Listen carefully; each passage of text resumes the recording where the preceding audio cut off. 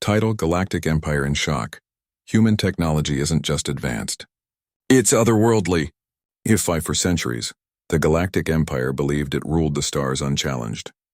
Its fleets patrolled the outer systems with unmatched power. Its governors spread the Emperor's authority across thousands of worlds. Every known species bent the knee before its influence, convinced that resistance was futile.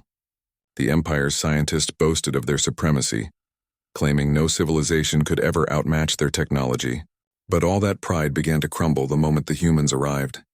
Their first sign was small, almost unnoticed, a faint signal intercepted by one of the Empire's border stations near the edge of the Orion expanse. It was a transmission unlike anything the Empire's machines had recorded before. The code structure was simple, yet layered with meaning that seemed to evolve the longer it was studied. Imperial scientists ran their decryption algorithms for days. Each time they thought they understood it, the message shifted as if it were learning from their attempts. Then suddenly the signal stopped. Weeks later, a freighter passing through the same region vanished. The crew's last transmission was a single sentence: "A shadow just crossed the stars." After that, nothing. Admiral Kale of the Third Fleet was dispatched to investigate. His fleet of 70 warships was one of the Empire's finest, their hulls plated with chromium armor, powered by antimatter drives, armed with weapons capable of burning through continents. The Empire's confidence followed them into the void, but when they reached the coordinates of the vanished freighter, they found something that froze even the Admiral's seasoned mind. A ship hovered before them, dark and silent, dwarfing even the Empire's largest dreadnought. It had no visible engines, no markings, no transponder codes. Its surface looked more like a mirror than metal, reflecting the stars around it in strange distortions. The Admiral's scanners failed to measure it properly. Every reading returned contradictions. Its energy signature shifted with each scan, as though it existed across multiple dimensions at once. The Admiral ordered a hail. No response. Then, with a hum that vibrated through every hull in his fleet, the mysterious ship came alive. A ripple of light passed along its surface, and the Admiral's communications officer gasped. The ship was projecting something, a transmission in perfect galactic standard. "Attention, Imperial Fleet," it said in a calm human voice. "This region is under the protection of Earth. Identify yourselves." The bridge went silent. Earth? None of the officers had ever heard that name before. The Admiral's tactical display showed no record of any registered civilization by that title. But the tone of that message, so certain, so composed, was unlike anything he had heard from a lesser species. The Admiral demanded identification, threatening to open fire. The voice replied simply, "Do not attempt hostility. You will not succeed." The Admiral sneered and gave the order to lock weapons.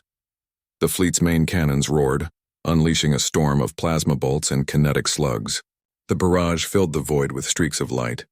When the glare faded, the strange ship remained untouched. The projectiles had bent away mid-flight, their paths warped as though space itself had denied them. The crew stared at their screens, disbelief spreading like a virus through the bridge.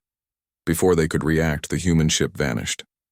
Not through a jump gate or warp signature. It simply ceased to exist.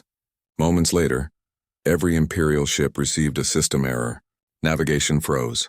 Shields flickered. Weapon systems went offline. The Admiral demanded reports, but the technicians were paralyzed by what they saw. The enemy ship had reappeared behind them. One moment, empty space. The next, a silent monolith looming over the entire fleet. Then a single voice echoed again. "You have violated a restricted zone. Leave now." The Admiral swallowed his pride. "What are you?" he demanded. The reply came without emotion. "We are the descendants of Earth. You have no concept of what we are." And then, the ship was gone again. When the fleet returned to Imperial command, their logs were corrupted. Their visual records contained only static. The Emperor's Council accused Admiral Kale of cowardice. But across the months that followed, more fleets vanished near that same border. Soon, even the Emperor began to listen. So began the Empire's secret investigation into the species known as humanity. Their archives eventually uncovered ancient references, records so old they were half myth.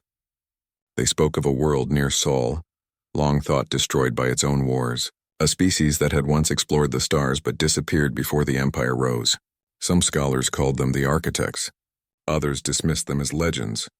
Yet the evidence kept piling up. Impossible alloys. Derelict probes older than the Empire itself. Ruins on forgotten moons that contained human inscriptions. The Council of Science sent their best researchers to analyze the wreckage recovered from one of those sites. They found devices that operated on principles they could not explain. One sphere was small enough to fit in a hand, yet when activated it generated gravitational fields strong enough to bend light. Another artifact contained memory crystals with storage capacity greater than an entire data planet. The scientists argued it must be impossible, yet it worked. Then came the Battle of Ethra Prime, the first true confrontation. The Empire had launched a campaign to reclaim the frontier systems lost to the mysterious humans. They assembled a grand armada, 10,000 ships strong, equipped with their most advanced technology. The Emperor himself declared that humanity would be brought to heel, their technology seized in the name of galactic progress. Confidence filled the airwaves. The Empire was certain of victory, but when the battle began, reality defied every calculation. Human ships appeared across the field in perfect formation, small, sleek, and silent. Their hulls shimmered like liquid metal. No engine signatures, no power readings, nothing that sensors could detect. The Empire's targeting systems could not lock onto them.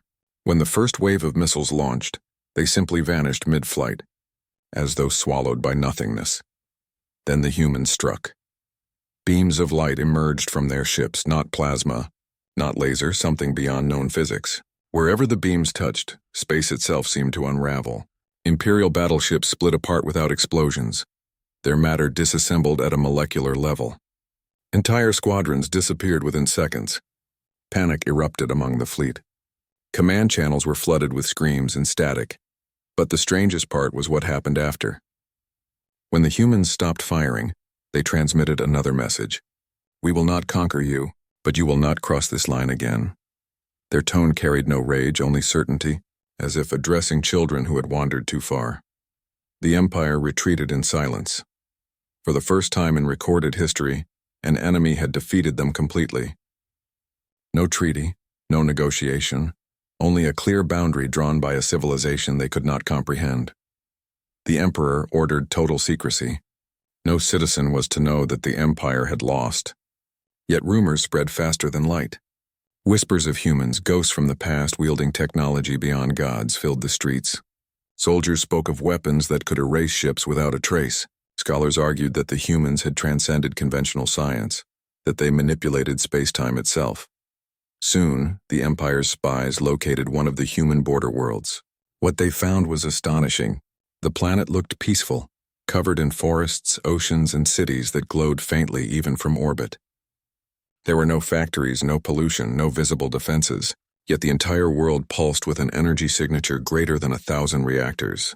The spy probes that tried to enter the atmosphere were instantly vaporized, not by weapons, but by the planet itself. It was alive in some way the Empire could not understand. The Empire's most brilliant minds debated for months. How could humans achieve this? Some believed they had merged biology with technology, creating a harmony that removed the need for machinery. Others speculated that they had discovered how to command the fundamental forces of the universe. But one theory chilled even the boldest thinkers, that humanity had evolved beyond matter itself. Reports continued to flow. Human ships appearing across distant systems, aiding colonies under attack, dismantling pirate fleets without a single casualty, and vanishing again without trace. They never conquered, never occupied, only protected and warned. The message was always the same: respect the boundary. Decades passed. The Empire rebuilt its strength, though fear lingered beneath its pride. Every attempt to develop similar technology failed. Their scientists tried to reverse engineer the human artifacts, but none could even be opened. Some who studied them too closely suffered strange effects: visions, voices, dreams of oceans and stars, as if the devices were speaking directly to their minds. Then, one fateful day, the humans came again, this time not to fight, but to talk. A single human vessel appeared above the imperial capital, bypassing every defense system as if they were illusions. The Emperor's guards trembled, unsure whether to attack or bow. The ship emitted a beam of light that formed a figure within the throne chamber, A human, tall, calm, dressed in white. Its eyes reflected galaxies. The Emperor demanded to know their purpose. The being replied, "We came not to rule, but to remind you of what you lost." The court was silent. The Emperor asked, "What do you mean?" The human gestured to the stars displayed above. "You have power, yet no purpose,